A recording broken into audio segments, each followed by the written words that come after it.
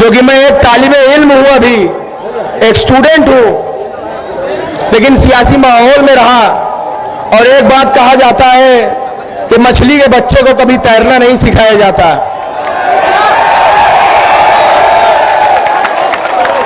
वही खून मेरी भी रगों में है, वही हौसला, वही ताकत, वही जज्बात मेरी भी रगों में है, लड़ने की कुव्वत मेरी भी रगों में है। उसी बाप की औलाद हूं मैं भी।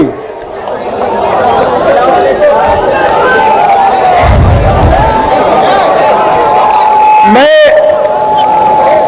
आज जो मैं देख रहा हूं, गौर से सुनिए मेरी बात, बहुत जरूरी बात है ये।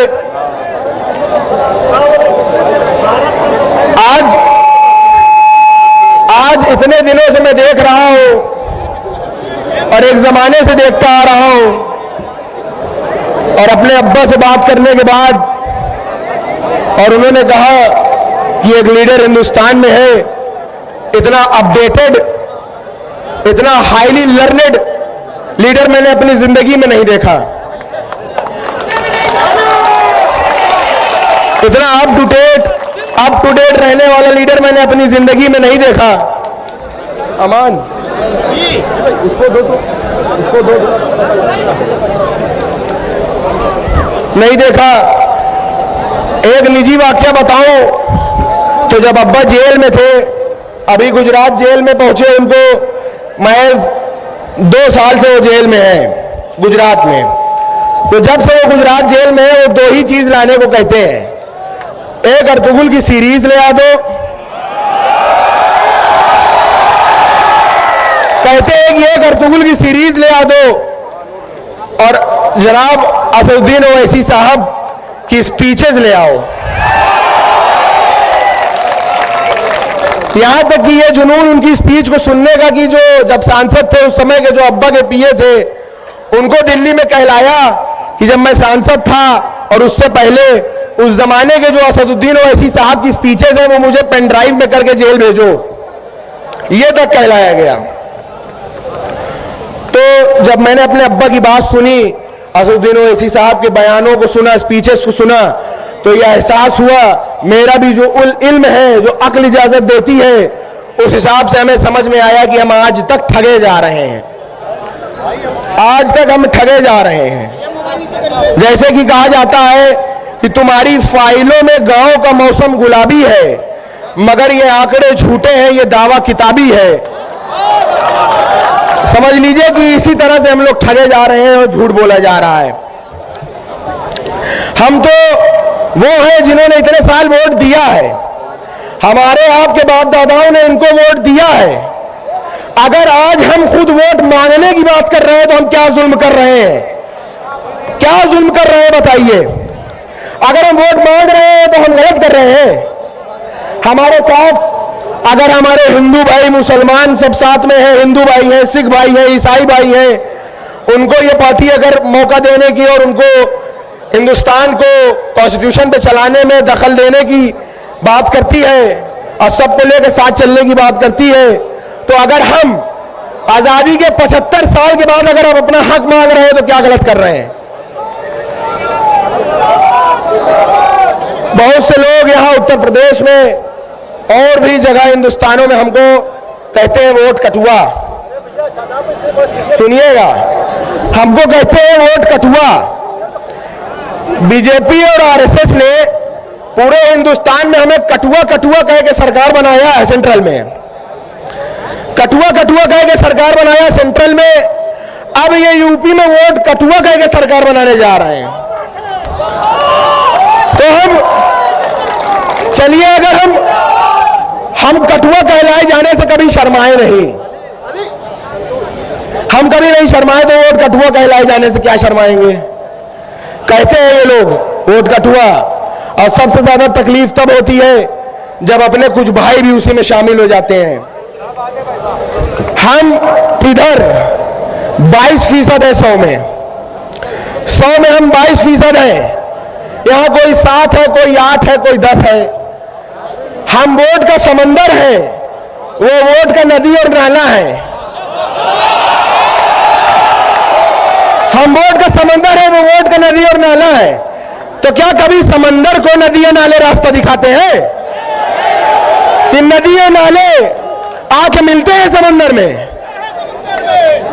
आके ये मिलते हैं हमें, ना कि हम इनसे गुजरते हैं। ये अपने अंदर एक एहसास लाइए, कभी किसी से कम ना समझिए। एक नारा रखिए कि हम पर क्यों कटुओं का नारा है, अरे 100 में 22 हमारा है। हम पर क्यों कटुओं का नारा है, 100 में 22 हमारा है।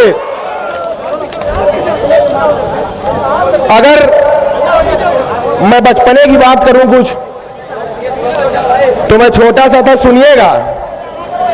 तो मैं छोटा सा था और स्कूल जाता था पढ़ने। एक मिनट यार, भैया सुन लो, जरा सुन लो यार, बात ना करो, सुन लो। जब स्कूल में जाता था तो देखता था दीवारों में लिखा होता था कि तेल लगाओ डाबर का, नाम मिटा दो बाबर का। और लिखा होता था कि मुसलमानों तुम्हारा स्थान पाकिस्तान या कब्रिस्तान। तो ये मैं सोचता था कि ये किसको कहने की बात कर रहे हैं। मैं स्कूल जाता था तो पढ़ता था कि बाबर तो एक राजा था, औरंगजेब एक राजा था, ये किसको इशारा करने की बात कर रहे हैं। बाद में मुझे एहसास हुआ कि ये हमें इशारा करते हैं। और यही लोग जो हमारी माँ बहन बेटियों को बेवा करने की बात करते हैं, अगले ही पल हमारे हिमायती बन के तलाक की बात करने लगते हैं। ये कहां करे वहां से बताइए, इन पे कैसे भरोसा करा जाए। आप खुद सोचिए कि एक तरफ हमारी माँ बहनों को बेवा कर रहे हैं, दूसरी तरफ तलाक की बात कर रहे हैं। यकीन करने लायक है कि नहीं है ये लोग? आप बताइए। और हमसे बड़ा देशभक्त कौन है? हमारे पास चॉइस थी, चाहते तो जा सकते थे। कौन है हमसे बड़ा देशभक्त? चॉइस थी हमारे पास, जा सकते थे लेकिन रुक गए। हम वो नहीं है जो कराची चले गए, उनमें से नहीं हम रुक गए। चाहते तो चले जाते बाप दादा हमारे, लेकिन नहीं गए, रुक गए। और हमारी पुश्तें यही दफन होंगी इंशाअल्लाह इसी मिट्टी में। ये हमसे वफादारी का सबूत मांगते हैं, वफादारी का सबूत मांगते हैं ये लोग।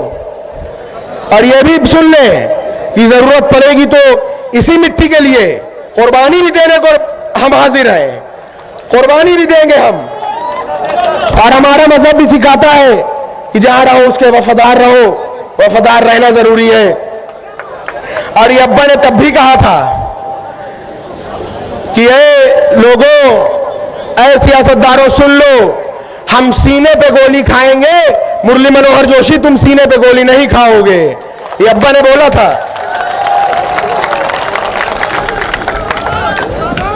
सन 89 से सन 89 से तारीख है कि आज तक किसी दंगे के वजह से, दंगे की आग के वजह से इलाहाबाद के आसपास का घर कभी किसी ने जलाया नहीं। ये तारीख गवाह है खुद में कि हमारे वालिद जब से विधायक बने तब से किसी दंगे ने किसी के घर को जलाया नहीं। आखिर जब घर जलाना हुआ तो सबसे पहले हमारा घर जलाया, हमारा घर तोड़ा, हमारा घर पूरा तोड़ के एक कर दिया। और ये तोड़ के ये हौसला तोड़ना चाहते हैं, इस बात को समझिएगा। ये कुछ कर ले, इन्होंने घर हमारा भले तोड़ा लेकिन उन्हें हमारा हौसला नहीं तोड़ा, हमारी हिम्मत नहीं तोड़ी। वो बस एक ईंट की दीवार ही पहचान पाएंगे, बसा न पाए एक घर जो वो घर क्या जान पाएंगे। हमारे हौसले की छांव में एक शहर बसता है, मेरे बच्चों को भी टूटी छतों का डर नहीं होता। तुम उन लोगों के साथी हो कि जिनके अनगिनत घर है, मैं उन लोगों का साथी हूं कि जिनका घर नहीं होता।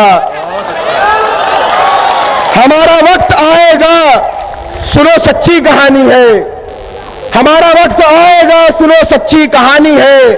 हमारे और बदले की रिवायत भी पुरानी है। तैयार रहना कि एक एक ईंट जिस हाथों ने गिराई है, तैयार रहना कि एक एक ईंट जिन हाथों ने गिराई है, एक एक ईंट उन्हीं हाथों से वापस लगवानी है।